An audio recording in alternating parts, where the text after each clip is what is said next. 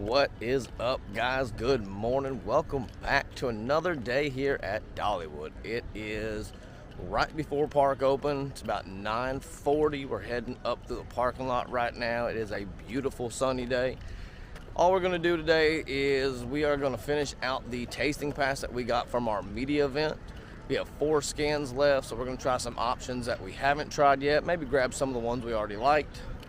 But here we're just gonna ride some rides, enjoy some food, kind of enjoy the last couple weeks of the Flower and Food Festival before the next celebration kicks off, which is a fantastic one. If you guys have not been, come during the summer, check out the summer celebration. They do a lot with it. Probably one of the better festivals that have been going on for the last couple years. So if you guys haven't checked it out, make sure you do. Let's go ahead and head inside the park. Let's go have us a fun day.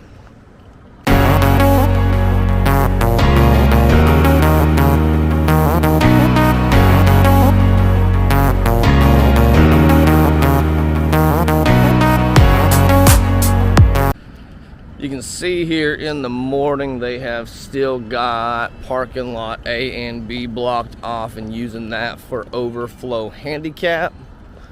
Here recently I haven't really seen this parking lot get completely filled. I think they could probably suffice with just using the first half of it and then keeping that back half open for other guests, but we'll see as time goes on. Okay, inside the park now, guys. We're gonna head up the left side now. I'm assuming that the majority of this crowd's gonna head right back to Big Bear. We're not gonna do the same. We've had a couple rides on it. We're gonna go hit a couple of the other coasters because the food booths are not open until 11.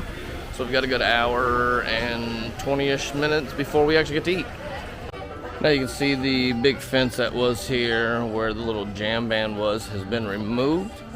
Just kind of widen the walkway a tiny bit, add this little rock, little retaining wall thing, and that's about it. Okay, rope's been dropped. Give you guys a first look at the crowd going in.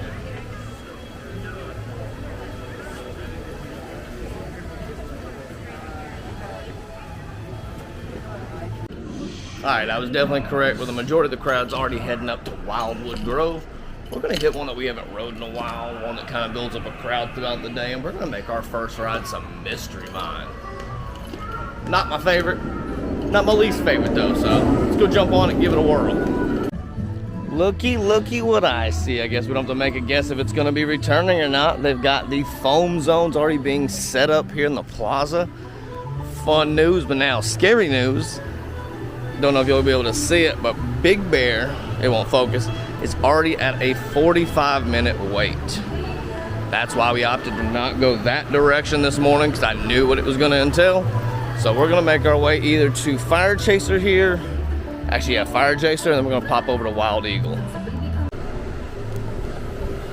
And that right there is probably one of the best things you can see for this ride right here, a 0-minute wait. Even though it is the first hour, so we are taking advantage of the golden hour perk that comes with your golden diamond pass. But even if you didn't have one, still looks like it's going to be a short wait here early in the morning. Everyone's over at Big Bear. And I can clearly see why it is a 0-minute wait here in the morning. There is nobody in line. Alright guys, so we are done with our Fire Chaser ride. Now we ended up being the only person on our train, so that was pretty neat. When we got into the section where you hit the backwards launch, notice that the big firework didn't move down, so that was kind of weird. But now we're going to jump over and do some Wild Eagle. Now, as I'm walking around this morning, if you are not just in a hurry to get onto Big Bear, or if you've already hit it a couple times and you can skip out on a ride on it early in the morning, do it, because there's nobody over here on these other coasters. That's going to get the main focus for the next probably for the rest of the season, really. It's going to stay a high weight early on. So if you can skip it, do it. You're going to get a lot of rides in early in the morning. This is what I mean. This is Wild Eagle, one of my favorite roller coasters, one of the biggest, best ones here in the park. And there's nobody in the queue line. Looks like I might have my choice of seat too, I think. The back is always the most fun, but we're going to go to the front here. Just get us a nice clear view. So coming into the little gift shop as you exit the Wild Eagle, you can see they've got the ride photos here, but now they're throwing these little kiosks, which I think it's going to turn into like a self-service deal. You can see the big desk has been removed completely. Now here's another sign of them gearing up for the summer celebration. They've already got the pool noodle set up in the little walkway next to Blazing Fury. And I think we might actually pop into the Blazing Fury. Does not look like it's got a line either. Alright, so we just checked the app and it's showing Lightning Rod is up and running. So we're gonna mosey our way down to that side of the park. We're over here in Craftsman Valley right now, right past Daredevil Falls. So we got a little bit of a hike to go. Let's see if we can get down there before the weight goes up really high, because that normally jumps up quick. So you can see just like that, it is shot already up to a 30-minute wait. But, sorry. It is now hitting the 11 o'clock hour, which means the food booths are open, so we are done with the rides. Let's go fill our bellies. Alright, now I think one of the first things we're going to be trying here, something we haven't got this season, is the bulgogi nachos. We'll check these out, see how they set. Alright guys, so these are the nachos here. You can see it's just beef topped on the chips here with 2 different types of sauce. It normally comes with green onions. I don't like the green onions, so I asked to get them not put on there. Let's dig in. I don't really know where to start with this. Let's just dive right in here. Grab a chip, got a little bit of both on it.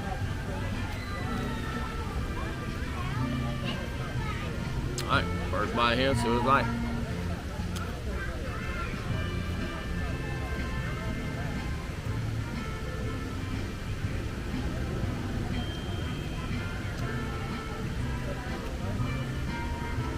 Sauce is a little bit tangy. Almost like a tangy ranch.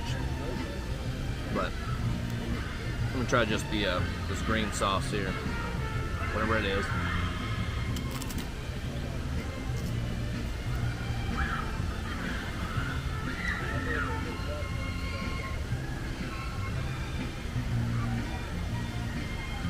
I'm not really sure. I don't know how to describe the sauce there, but it's good.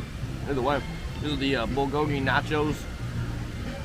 It's on the stand there right next to the little footbridge right by the River Rampage. So, decent little pig. Good portion size. We'll aim down there. It's probably enough that you could get 2 people snacking on it and it'd be pretty decent to fill your bellies up. But I'm going to finish this up and we'll go grab some more options here in just a moment. Now, also take note, the beef portion of it's got some kind of sauce on it. It's almost like a less sloppy version of a sloppy Joe. I don't know if that's a good way to describe it or not, but that's what it kind of reminds me of. It's like a sweet sauce, but it's mixed right into the beef portion of it too. Now, also, if you haven't heard or seen it online, starting Saturdays in June and July, they're going to be doing a character breakfast here at Dollywood. And it's going to be right here in this little pavilion behind me. It's new, and they just opened up a lot of seating in the back side of the country fair.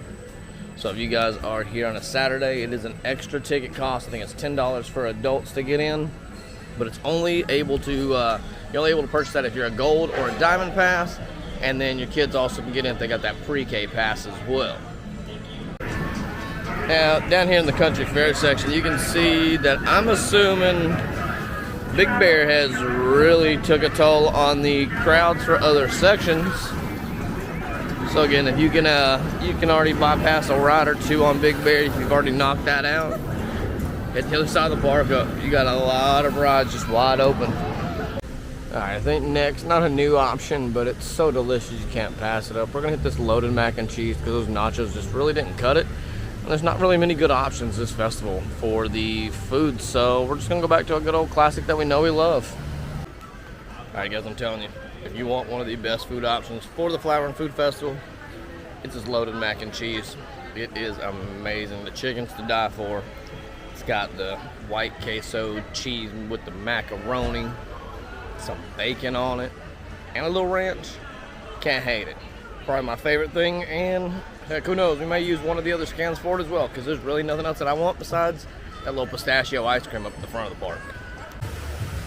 So we've made our way back up into Wildwood Grove, making our way to the far back side of it, just to see what the situation looks like over here at Big Bear. The app was showing a 65-minute wait, Dragonfly was a 45-minute wait, so this little back corner is looking a little bit congested as far as the crowd goes. So we're gonna walk all the way back here into the new little Big Bear Plaza and just kind of look and see what's going on. So we're getting up here, the board is showing a 45-minute wait. You can see all the people over there standing in the queue line, so probably pretty accurate. We're not gonna stand here and wait in this line. We'll come back, we've got plenty of time. We're only 10 minutes away from the park, so we're not gonna be lacking on any Big Bear rides, that's for sure.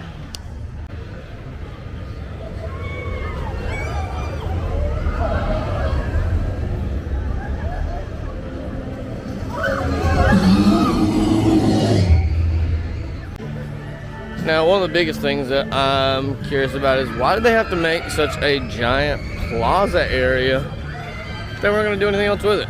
I know we got the little restaurant over here on the left side, which might get a small little crowd right here, but you think right here in this little area, they might have just threw up like just one little small like kiddie carousel, just something. Give the little kids a few little options right here while the parents are in line for Big Bear. That would have been a good little addition. Alright, so we're going to end our snacking journey here. We found some comfy rocking chairs right outside the sweet shop. They've got our little pistachio ice cream sandwich. We got the Smoky Mountain Fudge. Haven't tried that flavor yet. So we're going to dig in, stay here and enjoy. Got some music playing. And I'll see you guys afterwards.